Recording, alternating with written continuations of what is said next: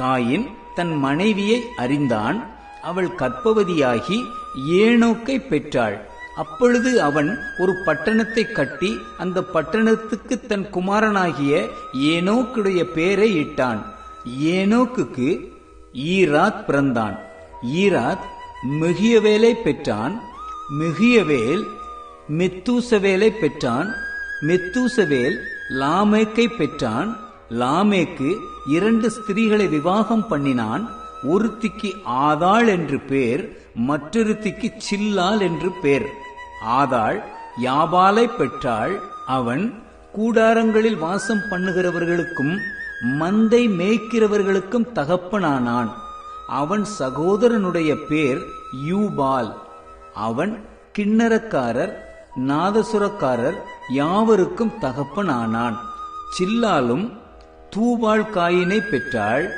அவன் பித்தளை இரும்பு முதலியவற்றின் தொழிலாளர் யாவருக்கும் ஆசாரியனானான். தூபால் காயினுடைய சகோதரி நாமாள். லாமேக்கு தன் மனைவிகளை பார்த்து, ஆதாளே சில்லாலே, நான் சொல்வதை கேளுங்கள். லாமேக்கின் மனைவிகளே, என் சத்தத்துக்கு செவிகொடுங்கள். எனக்கு காயமுண்டாக ஒரு மனுஷனை கொன்றேன். எனக்கு தழும்புண்டாக ஒரு வாலிபனை கொலை செய்தேன்.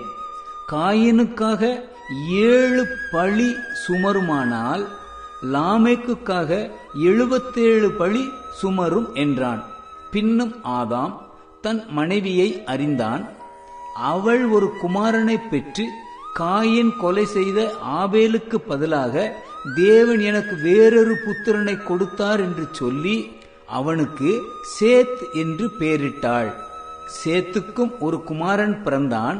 அவனுக்கு ஏனோஸ் என்று பெயரிட்டான். அப்பொழுது மனுஷர் கர்த்தருடைய நாமத்தை தொழுது கொள்ள ஆரம்பித்தார்கள்.